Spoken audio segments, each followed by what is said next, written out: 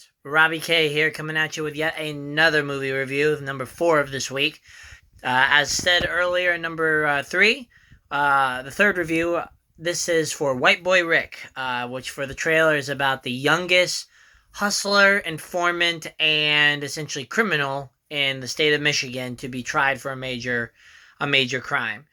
Uh, Essentially, it's all about kind of what I would call drug documentary, and with it comes potentially a very good performance for a very, I guess you would say, based on a true event film, which of course both of my films were today. So regardless, let's see what's in store because it could be good, could be slow, or it could be a sleep fest. Which one is it? That's where I come in. For those of you new, we break this up into 2 trials. Phase 1, which is essentially or not trials, but 2 phases. Phase 1, which is all about kind of giving you the quick and dirty review, while Phase 2 is the more in-depth. So pick your poison, and let's get started. In terms of Phase 1, White Boy Rick is, as I like to describe it, what would happen if the History Channel and Lifetime managed to mix their 2 presentation styles and make a movie. And that's kind of what it felt for me. White Boy Rick is more of like a movie documentary that has a little magic into it to tell this very multi-layer, convoluted story that's unfortunately sad, but at the same time appropriate for the crimes that were committed during this initial phase. It's definitely for drama lovers, especially those who love based on true events, to see kind of how messy the judicial system can get when it comes to getting to digging in deep on cases. Regardless, it's got fantastic acting to bring the thing to life, very hard-hitting scenes and sequences to really get you drama lovers into it, and by far has a pretty killer soundtrack, not so much in terms of orchestral work, but some upbeats that kind of have a little bit of soul, a little bit of funk, and a little bit of rap, all mixed into kind of the playlist that's on here. It's fitting with a good setting and just overall does its job as kind of a documentary. However, it's not going to be for everybody again. It's kind of lacking some of the pizzazz that comes in with these types of movies, and because it's missing some of the effects, a little more kind of cohesiveness, it's not going to be a movie I recommend to come to the theater for unless you're just looking for a good true life based series, or you have Movie Pass that will cover it, which I never know anymore.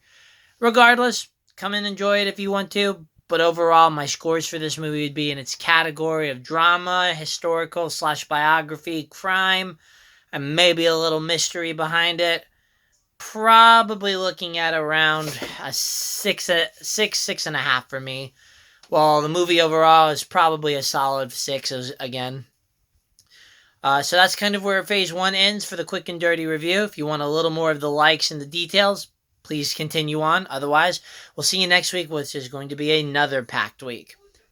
When it comes to the likes, though, for Phase 2, for those sticking around, you already heard that the acting is my favorite into it. I gotta give them props that they casted a good bunch that really got, I think, the dynamics that they were looking for. From the crime underlords who have kind of a very attitude complex, to Rick, who was kind of a boy trying to do the right thing doing the wrong thing for the right reasons, I guess is how best I can describe it. I know it's a little paradoxical, but it was really a fascinating and complex character to which I give high fives for, because he just really portrayed this this very difficult role and all of the kind of short-sighted looking into that he did.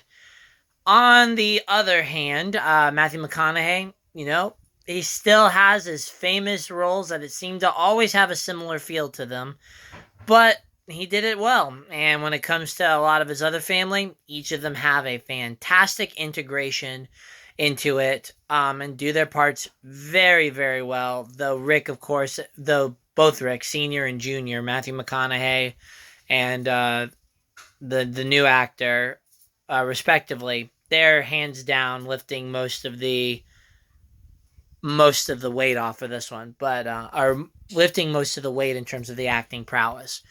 When it comes to some of the other things, the setting is great. I know it's not quite so far back, but they captured the look and feel of the 80s in both costume design, kind of the housing and setting itself, and really managed to bring, through their filming locations, the slums to life. So bravo in terms of all of the efforts going in to awaken the true setting and get you immersed into the craziness that is this thing. Not to be outdone again is of course the soundtrack, which adds that kind of flair and beat to it. I was tapping my toes a couple of times when we were hearing some of the upscale funk, hip hop slash soul that was in this, because it kind of went with the feelings of the movie. So bravo to whoever was in charge of the music directing. Yeah, you nailed it. I can say that I think they hit and covered a good number of events to kind of give you how Rick ended up where he was, so his career. Uh, Definitely have a few kind of shockers in there, not in terms of surprises, but in the fact of how fast it happened. But nevertheless, I thoroughly enjoyed watching his at least appreciated seeing as much of the details as possible, with the acting really capturing all the chaotic emotions going through them. Again, not the most exciting at times, but it hit. And I think in regards to it, I think it delivers the message across like it wanted to in terms of really bringing on this drama family story. So it accomplished its goal in terms of bringing the darker emotions to light and really kind of suckering in those who love a good, juicy, wet story like this one. But that's about where I can finish up with the likes in terms of it. Let's kind of get to where the dislikes are. First of all, I don't know the characters. I haven't done my research into them, but a lot of these roles felt very stereotypical in terms of the way that they were presented. I don't know if that is, again, how the guys were actually like, if that's how they looked, but they took a few liberties to take some stereotypes and really play up with it. And that, just depending on how accurate it is, was a little overdone for me. Still not to be done is some of the ways that they were talking, and I think this just has to do with kind of some accents and some emphasis from the directors more than the actors themselves. But I can say that that some of the way that the dialogue was presented was a little cheesy compared to what I think they were going for. Again, this is how the characters look. Kudos to the actors and directors for doing the research. I don't know. But for me, the stereotype things were just a little off my taste, to be honest.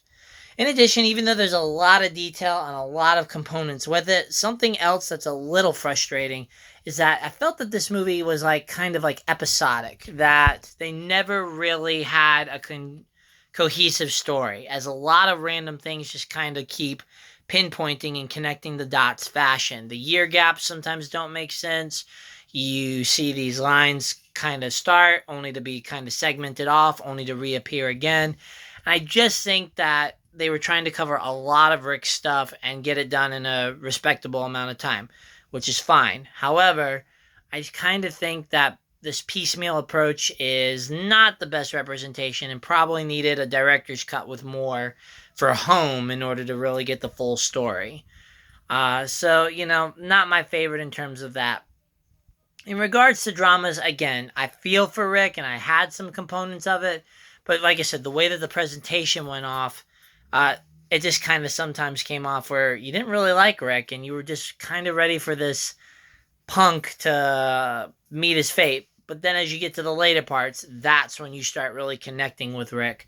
So I can say that, it's a character that at times I was very kind of disconnected with him. And of course, something else, and this comes in, there are some great lines that are written and some dialogue, but there's a lot of what I like to call lazy writing, which is, again, emphasis on the F word. I know, this is not going to bother as many people as it does for me, and I get it. It's probably how people talked in that particular types of settings. Get it. Doesn't mean in a movie that's trying to recreate it, I have to be jam-packed into it. That's, again, where a director's cut would come in, and I could take it that way. Otherwise, I'm looking for a little more sustenance to the writing, in regards to dialogue at least. Anyway, overall, I can say that White Boy Rick was not bad, not a bad movie, and I think the advertising is going to try to give you that it's like the epic documentary of the year. And again, it's got some great points to it, but the disjointness of the movie, I think, really doesn't work in favor for being like the epic that they were looking for. Nor do I think it had all the zest that it wanted to. So some stories, some stereotypes, and some writing probably need a little tweaking before this movie's going to get a full-on effect of 2 thumbs up. But nevertheless, I'd say it'd be good to kind of pick up on Netflix and Redbox, because again, it feels more for a made-for-TV movie than an actual big-screen cinema. But that's just my opinion and my review.